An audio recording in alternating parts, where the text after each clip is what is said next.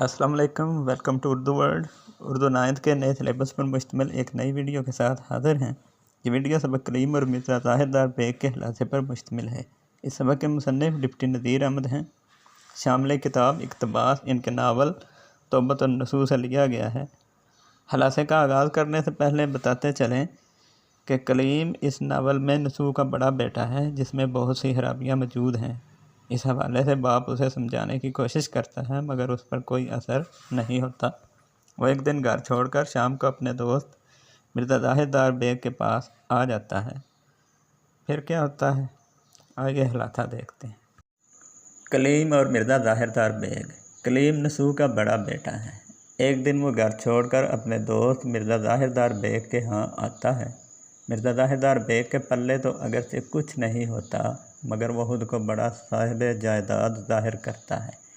कलीम के कई बार दरवाज़ा खटखटाने पर नौकरानी आकर पूछती है, दरवाज़े पर कौन है? तो कलीम उसे मिर्ज़ा ज़ाहिर बेग को बुलाने के लिए कहता है। तो नौकरानी उसे बताती है कि वो इस मकान के पिछली तरफ कच्चे मकान में रहते हैं। कलीम ने वहाँ जाकर आवाज़ दी तो मिर्ज़ा नंग धड़ंग जांगिया पहने बाहर आए। फिर शर्मसार होकर कहा, कपड़े पहनकर आपके साथ चलता हूँ। कलीम ने रात रुकने का इरादा ज़ाहिर किया तो मिर्ज़ा इसे एक छोटी सी वीरान मस्जिद में ले आए, जहाँ चमगादड़ों का शोर और फर्श पर गंदगी थी। मिर्ज़ा खुद बीवी की तबीयत का बहाना बनाकर गायब हो गए। बहुत देर बाद आए तो कलीम ने अपना सारा माजरा सुनाकर पूछा कि तुम्हारे तो अमीरी के बड़े बड़े दावे थे, इसकी तो कोई झलक नज़र नहीं आती।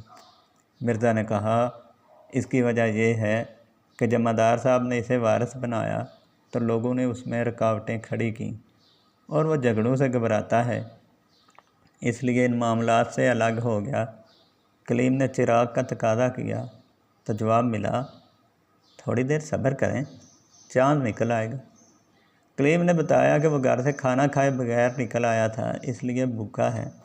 इस पर मिर्ज़ा थोड़े से चने बनवा लाए और घर से एक मैली दरी और गंदा तकिया भेज दिया। कलीम की सुबह के करीब आंख लगी तो कोई टोपी, जूती, रुमाल, छड़ी, तकिया और दरी सब कुछ ले गया। जब जागा तो काफ़ी दिन गुजर चुका था और उसका सारा जिस्म मट्टी और चमगादड़ों की बीट में छुप गया था। मिर्ज़ा का इंतज़ार किया कि पानी मंगवाकर मुँह हाथ धो ले।